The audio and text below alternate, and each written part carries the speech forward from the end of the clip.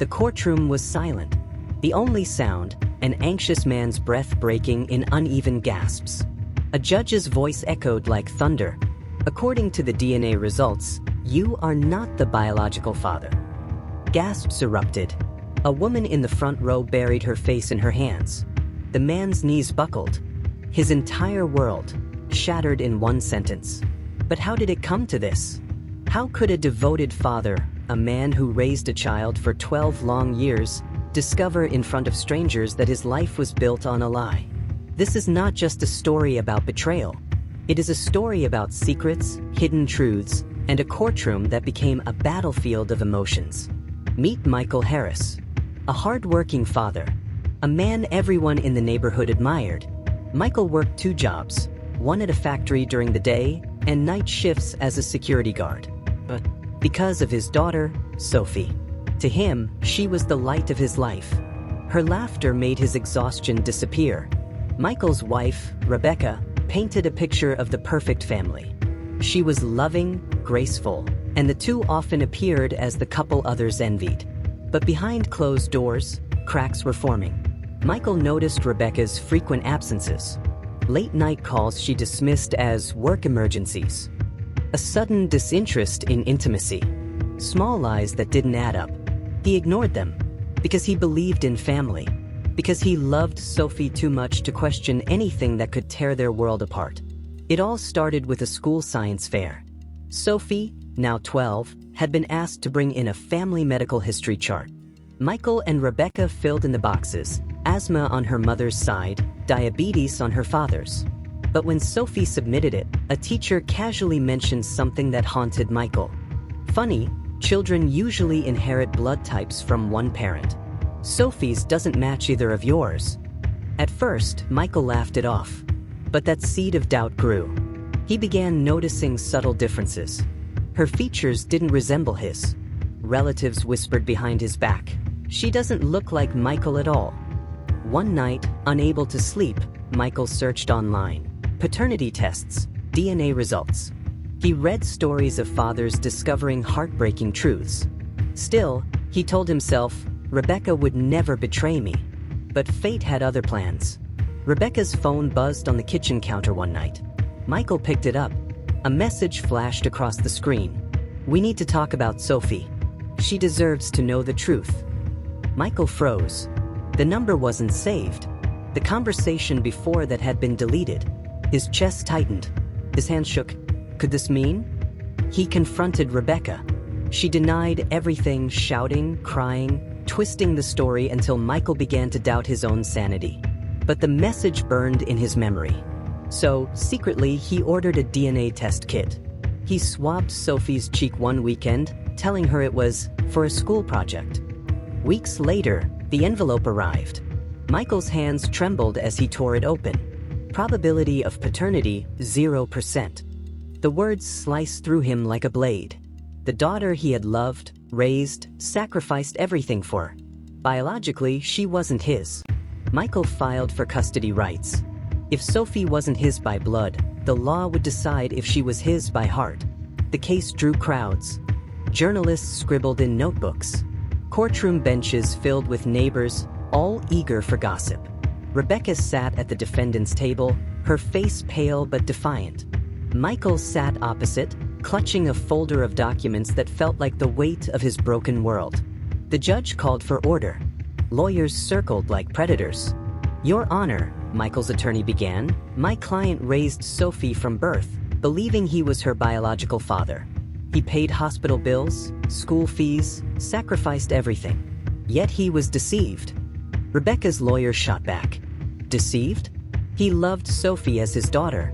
DNA doesn't erase 12 years of parenting. The courtroom buzzed. But then came the bombshell. Rebecca was asked to name Sophie's real father. She hesitated. Her eyes darted to the back of the courtroom. And there he was. A man Michael recognized. His best friend, Daniel. The air thickened. Whispers filled the room. Neighbors exchanged glances of disbelief. Michael's jaw tightened as he stared at Daniel. This wasn't just betrayal by a spouse. It was treachery by the man he had trusted most. Daniel avoided Michael's eyes, his face drenched in shame. Rebecca's voice cracked as she admitted, Daniel is Sophie's biological father. Michael's heart shattered again. The lies had gone deeper than he ever imagined. The judge's gavel struck. According to the law, biological connections mattered. Custody leaned toward Rebecca and Daniel. Michael felt stripped of everything. His daughter, his dignity, his years of sacrifice.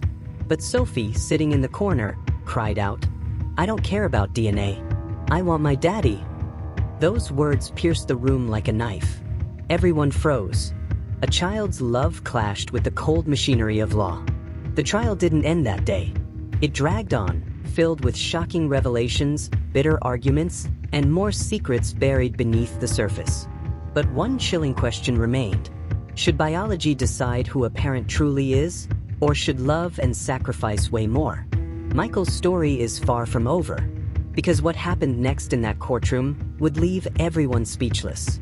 Do you think Michael deserves full custody of Sophie despite the DNA results? Or should the biological father, Daniel, take responsibility after years of silence? The courtroom was still buzzing. Whispers floated like smoke. Moments earlier, Rebecca had confessed the unthinkable. Sophie's real father wasn't Michael. It was Daniel, Michael's best friend. Shock spread through the room. People leaned forward, hungry for more chaos. Some shook their heads in disbelief. Michael sat frozen.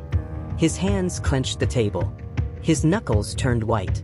He wasn't just betrayed by his wife. He was betrayed by his closest friend. But as devastating as that was, the worst was yet to come. The judge cleared his throat. His gavel struck the bench. Order in the court. But order was impossible.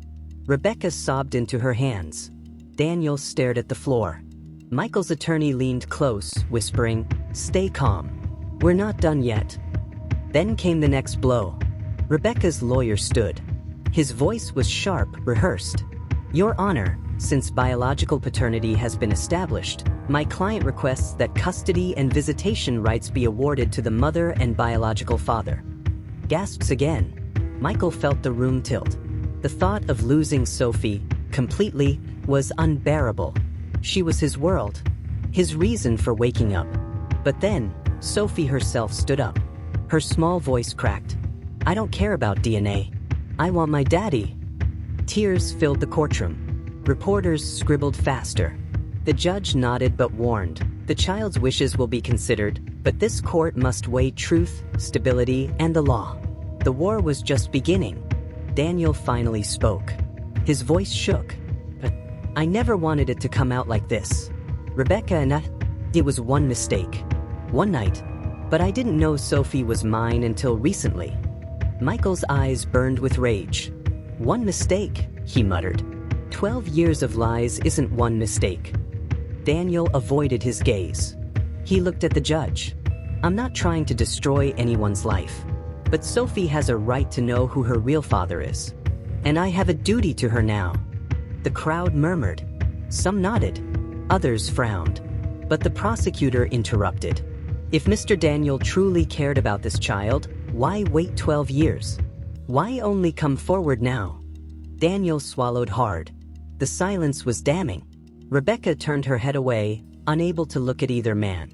Just when it seemed the courtroom couldn't take more, Michael's attorney dropped a folder on the table. Your Honor, new evidence. The judge raised a brow. The lawyer opened the folder and revealed a letter. It was written years ago, by Rebecca. Michael's lawyer read aloud. If this secret ever comes out, Daniel will lose everything. No one must ever know Sophie is his. Michael can never find out. The crowd erupted again. Rebecca screamed, That's private. But the damage was done. This wasn't an accident.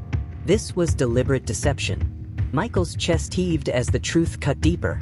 Not only had his wife betrayed him, she had planned to bury the lie forever. The judge leaned forward. This changes things.